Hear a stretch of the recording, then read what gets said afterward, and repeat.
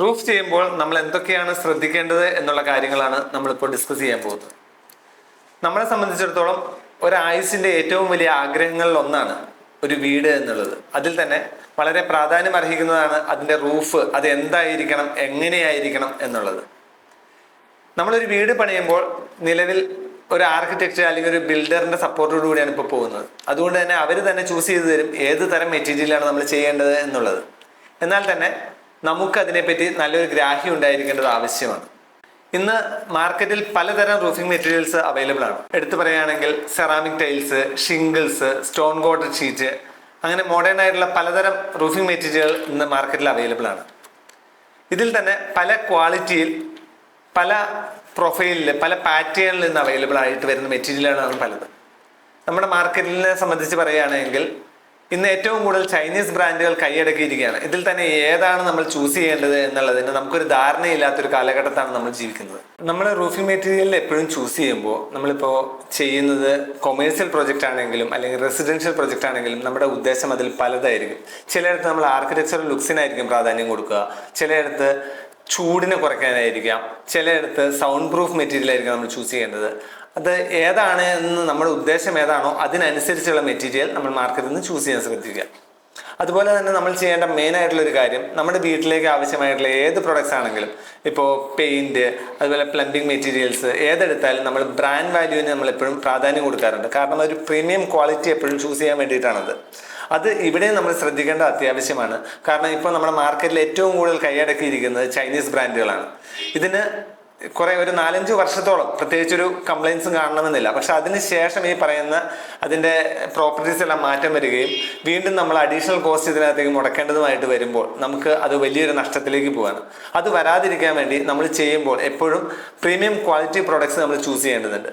Premium quality products ആണെങ്കിൽ നമുക്കതിന് അവരെപ്പോഴും ഒരു ടെക്നിക്കൽ ഡാറ്റ ഷീറ്റ് അവർ പ്രൊവൈഡ് ചെയ്യും. അതിനകത്ത് ഫുൾ ഡീറ്റെയിൽസ് ഉണ്ടാവും. അതുപോലെ തന്നെ വാറണ്ടി നമുക്ക് ക്ലെയിം ചെയ്യാൻ കഴിയുന്നതായിരിക്കും. അവർ വാറണ്ടി കാർഡ് പറയുകയല്ല, അവരത് പ്രൊവൈഡ് ചെയ്യുക തന്നെ ചെയ്യും. അതായത് നമ്മൾ സാധാരണ നമ്മുടെ ഏത് വാറണ്ടി കാർഡ് ആണെങ്കിലും അതൊരു സീരിയൽ നമ്പറിനെ ഡിപ്പെൻഡ് ചെയ്തിട്ടായിരിക്കും നമുക്ക് വാറണ്ടി ക്ലെയിം ചെയ്യാൻ പറ്റുക. പക്ഷേ റൂഫിംഗ് മെറ്റീരിയൽസിനെ സംബന്ധിച്ചിടത്തോളം അങ്ങനെ ഒരു സീരിയൽ നമ്പറോ കാര്യങ്ങളോ അതിലില്ല. അതുകൊണ്ട് തന്നെ എപ്പോഴും നമ്മൾ കൈപ്പറ്റേണ്ടത്, നമ്മൾ ഏത് സൈറ്റിലാണോ ഇൻസ്റ്റാൾ ചെയ്തതിന് ശേഷം അവിടെ നിന്നുള്ള ഫോട്ടോസ് കാര്യങ്ങൾ കമ്പനിക്ക് അയച്ചു കൊടുത്തു കഴിഞ്ഞാൽ കമ്പനി നമുക്ക് പ്രൊവൈഡ് ചെയ്യുന്ന വാറണ്ടി കാർഡിനകത്ത് ഫുൾ ഡീറ്റെയിൽസ് ഉണ്ടാവും.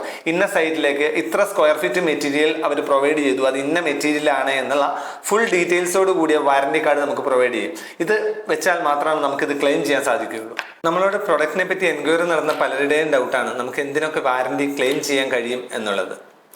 അതായത് നമുക്ക് എല്ലാവരും പറയുന്നുണ്ട് 50 വർഷം വാറണ്ടി വരെ എന്നൊക്കെ പറയുന്നുണ്ട്. പക്ഷേ ഇത് ക്ലെയിം ചെയ്യാൻ കഴിയുന്നത് നമുക്ക് മെയിനായിട്ട് കളർ ഫെയ്ഡിങ്, അതുപോലെ ലീക്കേജ്, അതുപോലെ കൊറോഷൻ, അതൊക്കെയാണ് മെയിനായിട്ട് നമുക്ക് വാറണ്ടിയിൽ ക്ലെയിം ചെയ്യപ്പെടുക. പക്ഷെ നമ്മൾ ചെയ്യേണ്ട ഒരു കാര്യമുണ്ട്. നമുക്ക് റൂഫ് ചെയ്യേണ്ടത് ഒരു കടൽ തീരം അല്ലെങ്കിൽ കൂടുതലായിട്ട് ഉപ്പുകാറ്റടിക്കേണ്ട മേഖലയൊക്കെ ആണെങ്കിൽ നമ്മളെപ്പോഴും സോൾ ടെസ്റ്റ് കൂടി പാസ്സായ മെറ്റീരിയൽ മാത്രമാണ് നമ്മൾ ചൂസ് ചെയ്യാൻ പാടുള്ളൂ.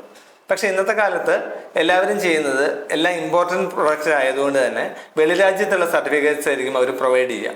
പക്ഷെ നമ്മൾ അവരോട് ആവശ്യപ്പെടണം, നമ്മുടെ ഇന്ത്യൻ ലബോറട്ടറികളിലെ തന്നെ ടെസ്റ്റ് റിപ്പോർട്ട് ആവശ്യപ്പെടണം.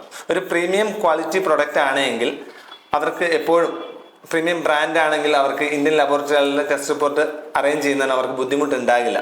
പക്ഷെ അവർ പലപ്പോഴും നമ്മളെ കൺവിൻസ് ചെയ്യുന്നതിന് പകരം ക്യാൻവാസ് ചെയ്യുകയാണ് ചെയ്യുന്നത്. നമ്മൾ ചൂസ് ചെയ്യുന്ന റൂഫിംഗ് മെറ്റീരിയൽ ഏതുമാവട്ടെ അതിന് താഴെയുള്ള സ്ട്രക്ചർ അതുപോലെ തന്നെ വളരെ പ്രാധാന്യം അർഹിക്കുന്നതാണ്. ഇപ്പോൾ ട്രഫോൾ ഷീറ്റ് ആയാലും സെറാമിക് ടൈൽ ആയാലും സ്റ്റോൺ കോട്ടഡ് ഷീറ്റ് ആണെങ്കിലും ഇതിനെല്ലാം വെയിറ്റ് കാര്യങ്ങളെല്ലാം ഡിഫറെൻ്റ് ആയിട്ട് വരുന്നതുകൊണ്ട്, വെയിറ്റും അതുപോലെ തന്നെ സൈസും ഡിഫറെൻ്റ് ആയിട്ട് വരുന്നതുകൊണ്ട് തന്നെ ഇതിനിടയിൽ വരുന്ന സ്ട്രക്ചറിലും വ്യത്യാസം ഉണ്ടാവാം. നമ്മളെപ്പോഴും ക്വാളിറ്റിയുള്ള പ്രീമിയം പ്രൊഡക്ട്സ് തന്നെ സ്ട്രക്ചറിനും ചൂസ് ചെയ്യേണ്ടതുണ്ട്.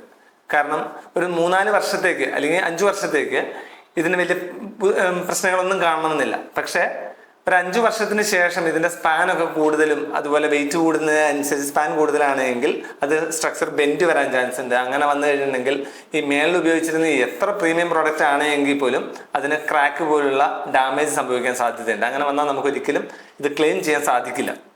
അതുകൊണ്ട് എപ്പോഴും നമ്മൾ അതിൻ്റെ സ്ട്രക്ചറിന് കൂടി മിനിമം ഒരു 16 gauge മെറ്റീരിയലെങ്കിലും നമ്മൾ നൽകേണ്ടതാണ്. കാരണം അത് അവിടെ ആർക്കിടെക്ട്സ് ഉണ്ടെങ്കിൽ അവർ ശ്രദ്ധിച്ചോളും, ഇല്ലെങ്കിൽ പോലും നമ്മളെപ്പോഴും അതിലൊരു ബോധവാനായിരിക്കണം, നമ്മുടെ ഒരു സൂപ്പർവിഷൻ എപ്പോഴും അതിലുണ്ടായിരിക്കണം. ഇപ്പൊ നമ്മളെ വിളിക്കുന്ന പല കസ്റ്റമേഴ്സിനും പറ്റിയിരിക്കുന്ന അബദ്ധങ്ങളിലൊന്നാണ് തൊട്ടടുത്തുള്ള വെൻഡേഴ്സിനെ അവർ ചൂസ് ചെയ്തു എന്നുള്ളത്. അതിൽ വലിയ കാര്യമൊന്നുമില്ല. നമ്മൾ ചൂസ് ചെയ്യേണ്ട വെൻഡർ എപ്പോഴും അവരൊരു പ്രീമിയം ബ്രാൻഡ് ഉപയോഗിക്കുന്ന വെൻഡർ ആയിരിക്കണം. അതുപോലെ തന്നെ അവർക്ക് ഒരു കുറെ കാലത്തെ പ്രവൃത്തി പരിചയമുള്ളവരായിരിക്കണം.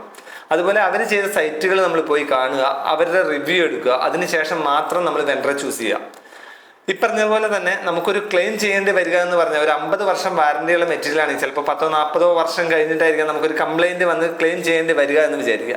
അങ്ങനെയാണെങ്കിൽ ആ സമയത്ത് ആ വെൻഡർ ഉണ്ടാവണമെന്ന് നിർബന്ധമില്ല. പക്ഷേ ഈ ബ്രാൻഡ് ഉണ്ടായിരിക്കണം, എങ്കിൽ മാത്രമാണ് നമുക്ക് ആ മെറ്റീരിയൽ ക്ലെയിം ചെയ്യാൻ സാധിക്കുക. അതുകൊണ്ട് നമ്മൾ എപ്പോഴും ചൂസ് ചെയ്യേണ്ടത് പ്രീമിയം ക്വാളിറ്റി മാത്രമായിരിക്കുക. കസ്റ്റമേഴ്സിന്റെ ഭാഗത്ത് നിന്ന് ഒരുപാട് ഡൗട്ട്സ് വരുന്നുണ്ട്. അതുപോലെ തന്നെ ഓരോ പ്രൊഡക്ട്സിനെ പറ്റിയും ഡീറ്റെയിൽ ആയിട്ടുള്ള വീഡിയോ അവർ ആവശ്യപ്പെടുന്നുണ്ട്. അതുകൊണ്ട് ഫ്യൂച്ചറിൽ നമുക്ക് കൂടുതൽ ഡീറ്റെയിൽ ആയിട്ട് ഓരോ പ്രൊഡക്ട്സിനെ പറ്റി സംസാരിക്കാം.